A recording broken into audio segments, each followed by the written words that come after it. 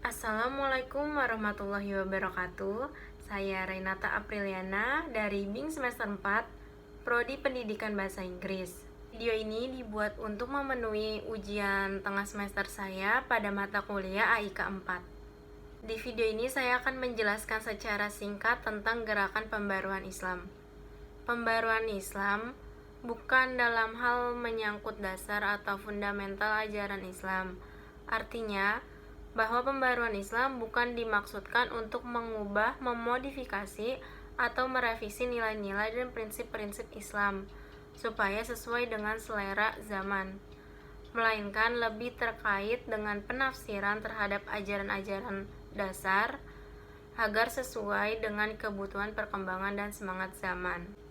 Faktor gerakan pembaruan dalam sejarah Islam didorong oleh ajaran Islam itu sendiri, yaitu ketika pengamalan ajaran Islam telah mengalami pergeseran dari sumber utama ajaran Islam itu sendiri, yaitu Al-Quran dan As-Sunnah. Sementara itu, kemunculan gerakan pembaruan Islam tersebut dipengaruhi dari beberapa faktor. Yang pertama itu ada faktor internal, yaitu dari ajaran Islam itu sendiri.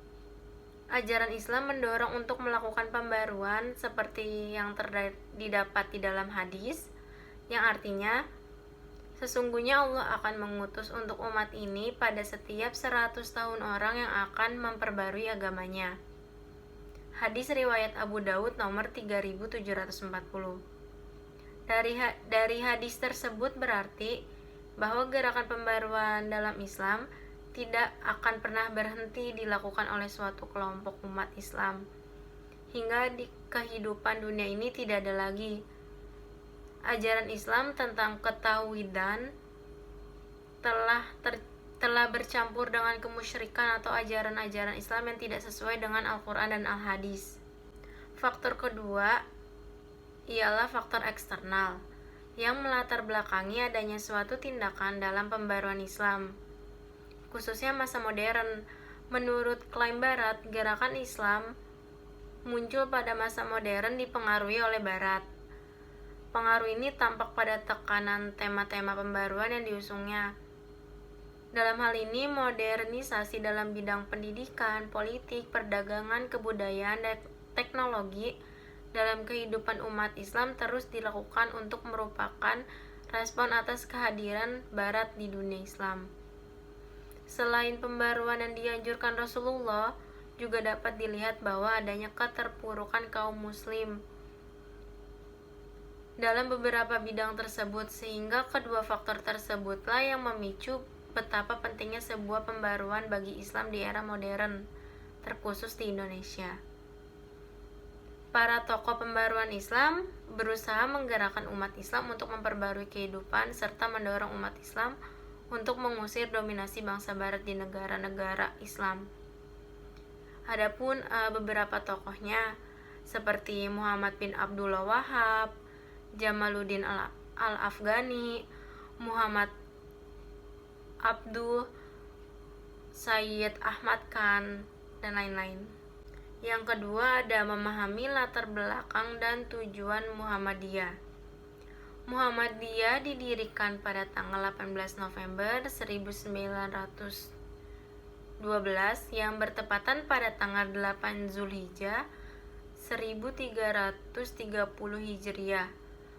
Muhammadiyah ini didirikan oleh Kiai Haji Ahmad Dahlan di Kampung Kauman di daerah istimewa Yogyakarta. Muhammadiyah adalah gerakan Islam dan dakwah amar ma'ruf nahi munkar berasaskan Islam dan bersumberkan pada Al-Quran dan As-Sunnah. Sudah jelas bahwa Muhammadiyah adalah gerakan Islam yang sudah pasti menjunjung dan menegakkan Islam di Indonesia dengan pemikiran dan pembaruannya dan modernisasinya yang bertujuan jelas tercantum dalam anggaran dasar yang berbunyi menegakkan dan menjunjung tinggi agama Islam sehingga terwujudnya masyarakat Islam yang sebenar-benarnya. Dengan begitu, seluruh masyarakat muslim yang ada di Indonesia dapat menjalankan ajaran Islam yang sesungguhnya sesuai dengan syariat, terutama syariat Islam sesuai dengan ajaran Nabi Muhammad SAW yang menjadi tauladan bagi seluruh umat muslim. Adapun faktor-faktor yang melatar belakanginya. Yang pertama itu ada faktor subjektif. Berdirinya Muhammadiyah merupakan kerisauan Kiai Haji Ahmad Dahlan terhadap permasalahan yang dihadapi umat Islam, seperti keterbelakangan, kemiskinan, dan kebodohan. Baginya ayat-ayat Al-Quran harus diamalkan seperti terekspresinya dalam surat Al-Ma'un. Dalam pandangan Kiai Haji Ahmad Dahlan, surat Al-Ma'un merupakan perintah terhadap umat Islam untuk merealisasikan kepedulian sosial melalui tindakan-tindakan nyata. Yang kedua ada faktor objektif. Berdirinya Muhammadiyah adalah lemahnya pemahaman umat Islam dalam mempraktikkan ajaran Islam. Umat Islam masih sangat berpegang kuat pada tradisi-tradisi peninggalan zaman purba, Hindu dan Buddha, serta tidak berani melakukan pembaruan atau ijtihad. Berpikir jumud, sangat formalistik dan dalam beragama. Siklus-siklus dalam perjalanan kehidupan manusia. Ketika masih dalam rahim sang ibu lahir kita, nikah, dan mati selalu ditandai dengan ritual-ritual keagamaan tradisional. Sedangkan kesemarakan keagamaan lebih bersifat seremonal. Faktor objektif yang lain yang mendorong didirikannya Muhammadiyah adalah persoalan kristenisasi oleh Belanda.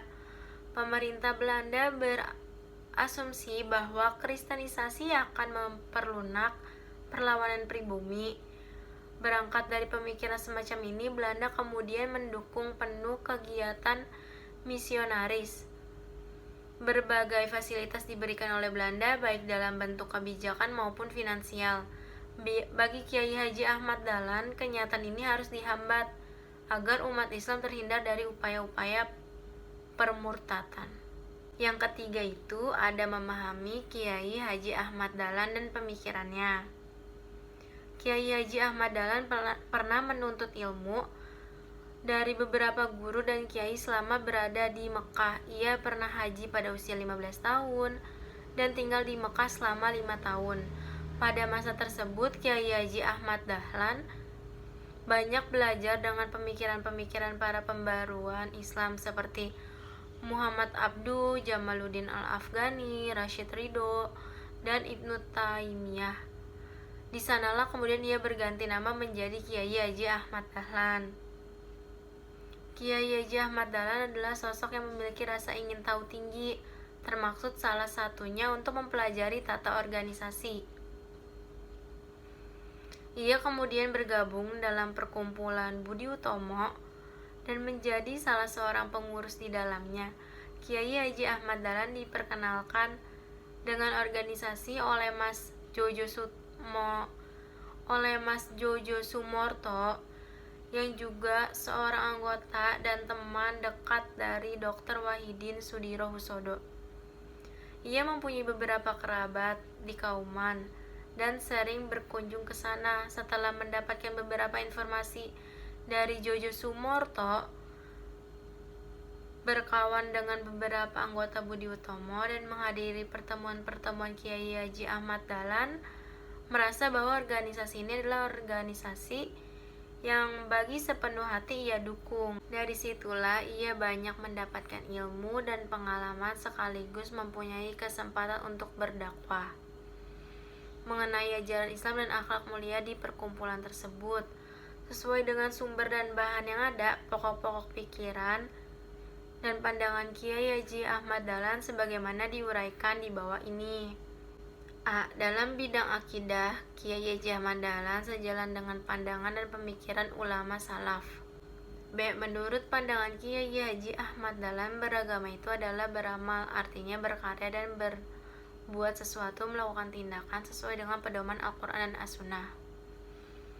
Orang yang beragama adalah orang yang menghadapkan hidupnya dan jiwanya hanya kepada Allah, yang dibuktikan dengan perbuatan dan tindakan seperti rela berkurban baik harta benda dan dirinya, serta bekerja dalam hidupnya untuk Allah. C. Dasar pokok hukum Islam adalah Al-Quran dan As-Sunnah. D. Terdapat 5 jalan untuk memahami Al-Quran, yaitu mengerti artinya, memahami maksudnya atau tafsir, selalu bertanya kepada diri sendiri, apakah larangan dan perintah agama yang telah diketahui telah ditinggalkan dan perintah agamanya telah dikerjakan, tidak mencari ayat lain sebelum isi ayat sebelumnya dikerjakan.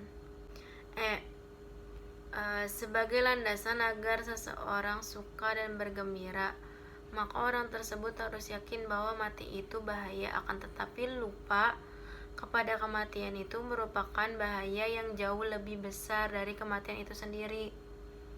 Di samping itu, Kiai menyatakan selanjutnya bahwa harus ditanamkan pada hati seorang ghairah dan gerak hati untuk maju dengan landasan moral dan ikhlas dalam beramal. G. Kunci persoalan peningkatan kualitas hidup dan kemajuan umat Islam adalah pemahaman terhadap berbagai ilmu pengetahuan. Sedangkan berkembang dalam tata kehidupan masyarakat, dalam kaitannya, dalam pandangan ini, Kiai mempunyai pesan, menjadilah insinyur, guru, master, dan kembalilah berjuang dalam Muhammadiyah. H. Pembinaan generasi muda atau kader dilakukan dengan jalan interaksi langsung. Untuk melaksanakan teori tersebut, Kiai mendirikan kepanduan yang kemudian diberi nama Hizbul Watan. Pengajian pemuda remaja dikenal dengan nama Fathul Asrar Miftahu As-Saadah.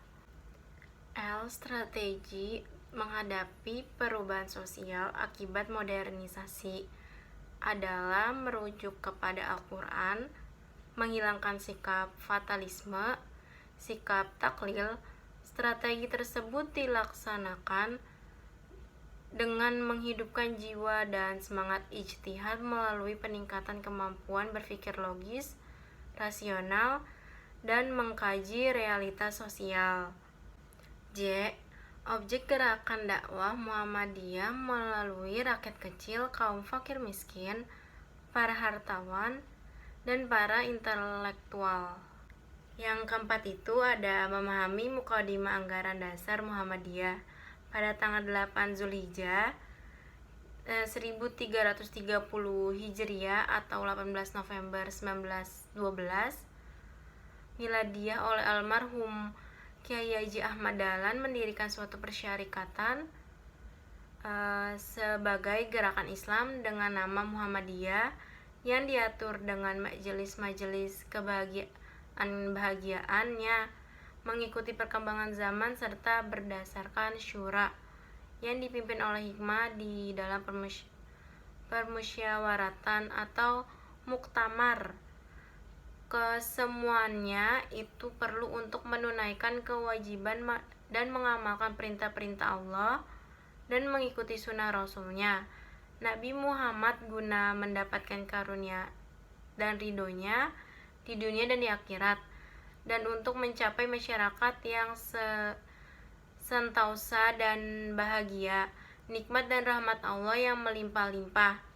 Anggaran dasar Muhammadiyah ini memuat nama organisasi, nama pendiri, tempat bisnis, identitas dan asas, lambang organisasi, maksud dan tujuan usaha, manajemen, pimpinan, unsur pimpinan organisasi otonom, permusyawaratan, rapat, kekayaan dan keuangan, serta laporan.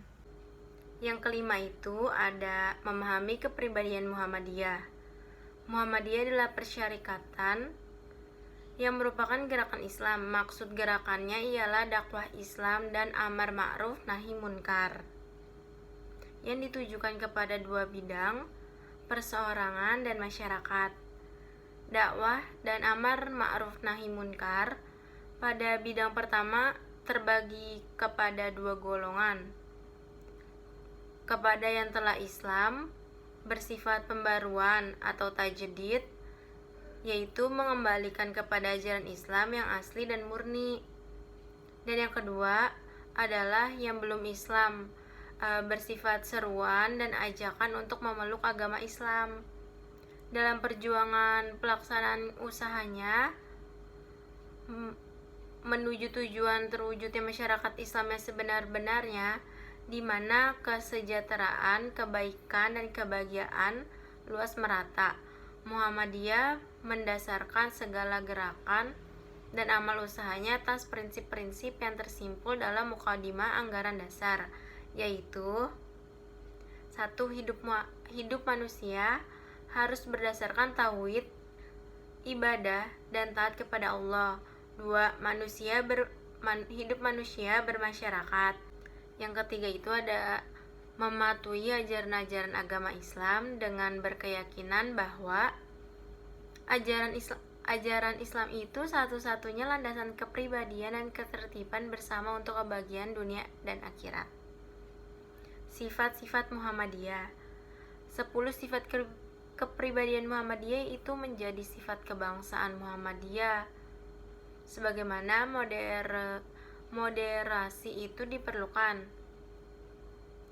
Sifat moderat yang tercantum dalam 10 sifat kepribadian Muhammadiyah harus terus kita gelorakan di media sosial. Maka Muhammadiyah memiliki dan wajib memelihara sifat-sifatnya, terutama yang terjalin di bawah ini. Nah, berikut ini ada 10 sifat Muhammadiyah dalam kepribadiannya. 1. Beramal dan berjuang untuk perdamaian dan kesejahteraan. 2. Memperbanyak kawan dan mengamalkan ukhuwah Islamiyah. 3. Lapang dada, luas pandangan dengan memegang teguh ajaran agama Islam. 4. Bersifat keagamaan dan kemasyarakatan. 5. Mengindahkan segala hukum, undang-undang, peraturan, serta dasar dan falsafah negara yang sah. 6.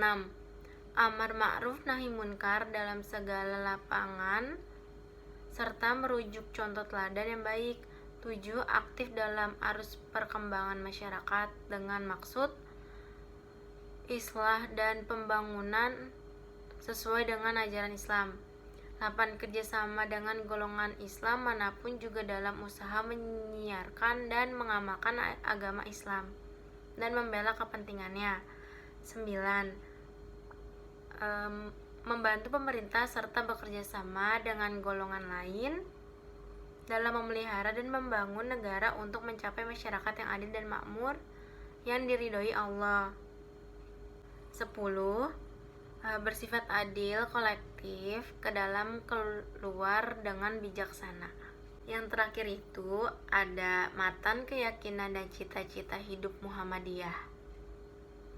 Matan Keyakinan dan Cita-Cita Hidup Muhammadiyah atau MKCHM ini merupakan dokumen ideologis di Muhammadiyah karena memuat pokok-pokok persoalan yang bersifat ideologis, keagamaan, dan keumatan yang menjadi ranah gerak utama Muhammadiyah. Isi matan Keyakinan dan Cita-Cita Hidup Muhammadiyah.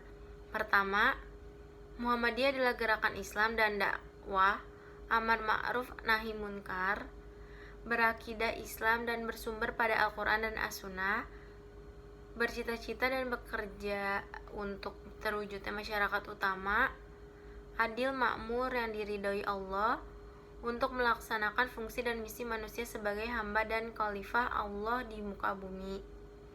Yang kedua itu ada Muhammadiyah berkeyakinan bahwa Islam adalah agama Allah yang diwahyukan kepada Rasulnya sejak Nabi Adam, Nuh, Ibrahim, Musa, Isa, dan seterusnya sampai Nabi penutup yaitu Muhammad SAW sebagai hidayah dan rahmat Allah kepada umat manusia sepanjang masa, serta menjamin kesejahteraan hidup material dan spiritual dunia dan ukhrawiyah. 3. Muhammadiyah dalam mengamalkan Islam berdasarkan A. Al-Quran, kitab Allah yang diwahyukan kepada Nabi Muhammad. B. Sunnah Rasul, penjelasan dan pelaksanaan ajaran-ajaran Al-Quran yang diberikan kepada Nabi Muhammad dengan menggunakan akal pikiran sesuai jiwa ajaran Islam. Yang keempat itu ada Muhammadiyah bekerja untuk terlaksananya ajaran-ajaran Islam yang meliputi bidang akidah, akhlak, dan ibadah dan muamalah duniawiyah. Kelima itu Muhammadiyah mengajak segenap lapisan bangsa Indonesia yang telah mendapatkan karunia Allah berupa tanah air yang mempunyai sumber-sumber kekayaan, kemerdekaan bangsa dan negara Republik Indonesia yang berdasarkan pada Pancasila, Undang-Undang Dasar 1945 untuk bersuha bersama-sama menjadikan suatu negara yang adil, makmur, dan diridhoi Allah Subhanahu wa taala, baldatun thayyibatun wa rabbun ghafur. Sekian penjelasan dari saya. Mohon maaf apabila ada kekeliruan di dalam penjelasan saya tadi. Sekian dari saya. Wassalamualaikum warahmatullahi wabarakatuh.